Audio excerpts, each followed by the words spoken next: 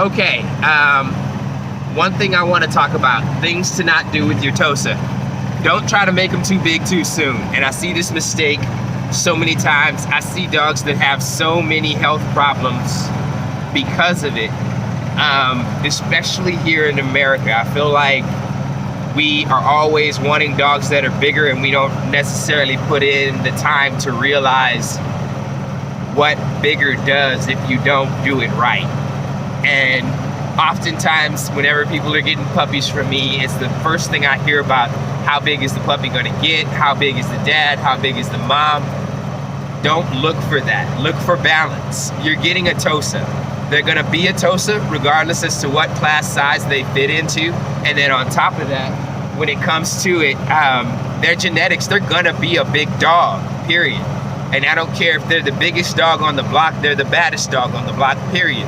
Stop worrying about superficial stuff.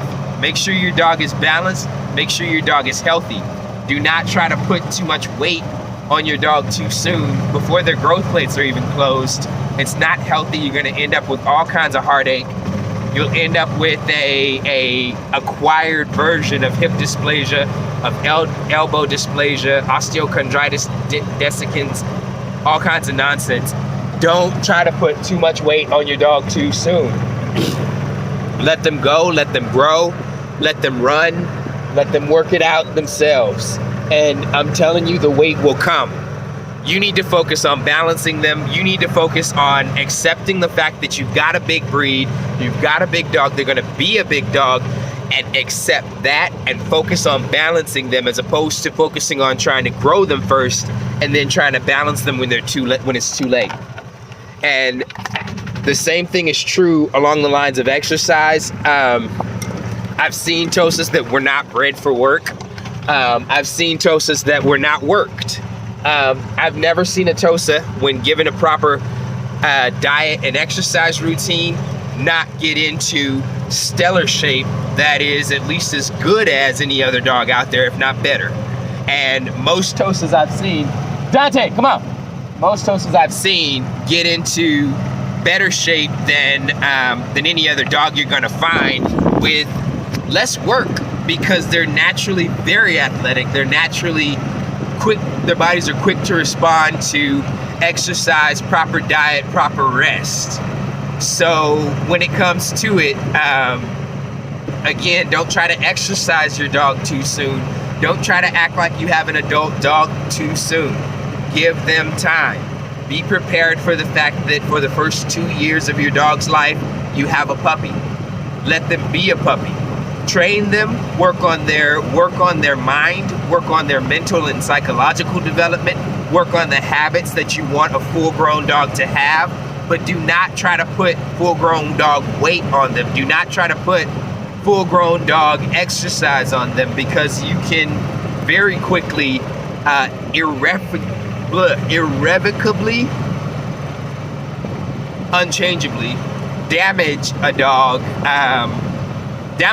and cripple them for life like that. Don't do that. Give them time, they'll come along. Where in the world is Dante? Don't tell me he's running through that cornfield. Gotta go make sure my dog doesn't get shot. Hang on. All right, Pepper, let's go.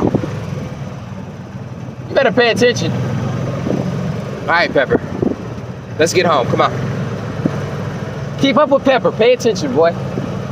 Goodness. Anywho, how about this one? Don't take your eyes off your Tosa for longer than 10 seconds.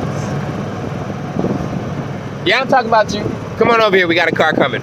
We got a couple cars coming. Y'all come on over here. We'll take a break. Give you.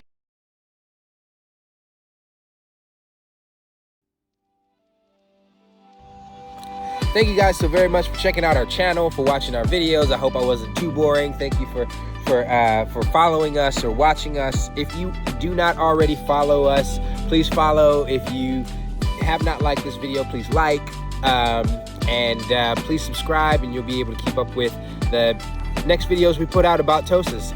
We love what we do here. There'll definitely be more videos, and you can learn a bit more about the breed, learn a bit more about us, and hopefully it'll be stuff that you'll find useful. one other thing I would say is that if you can, please share our information. I know a lot of people will say share, share, share. But for us, it's actually more important. You may not know this, but the Tosa is what we might consider an endangered species here in the US and even in the West. I would say the place that the place that the Tosa is right now is not unlike the place where the pit bull was in the mid-50s throughout the 70s, in that they no longer are used for their original purpose here in the US, thank God. They are not used for their original purpose. So that kind of leaves a vacuum. The breed's notoriety is going down in that vacuum, but what that opens the door for is for bad actors to get a hold of what remaining specimens there are and use them for, we'll say, nefarious purposes. And when it comes to it, this is a wonderful breed. We just barely got the pit bull to where it's like 50-50 publicity, right? I'd hate for the Tosa to be the next dog everybody hates. So please share as much as you can. Get the information out there about the breed. It took so long for the pit bull to make a comeback, not because of breeding and responsible breeding practice. No, there's always been people that have been breeding pit bulls responsibly.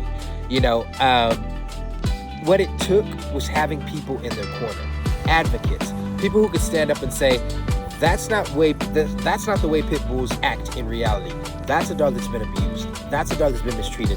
That's a dog that's been mistrained. And that can happen to any breed, you know? And the more that those people get out there, the more you see the pit bull coming out in a better light, you know? Unfortunately, it's still got a long way to go, but that was the change. And the same thing is true for the Tosa. We need people who are going to get out there and say, hey, look, that behavior right there, that's not a Tosa. This, that, the other thing, that's not Tosa behavior. This is an example of an unfortunate set of circumstances that befell an individual dog. It is not what is to be expected of the breed as a whole. So when it comes to it, I think it's super important that you share, even more than liking and subscribing, which would be awesome.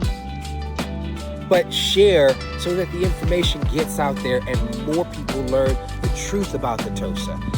All of it, not just the fighting past, but where they are today and where they're heading. Hopefully, more people will see this, more people will share, and the information will be out there. Again, you don't necessarily have to want to get a Tosa yourself, but learn about the breed. We need more advocates. Hopefully, some people watching this will find that true and become an advocate for this wonderful, amazing breed. Thank you guys so much for your time. We'll let you go and enjoy your life and let Mr. Dante get on to his kibble for the day.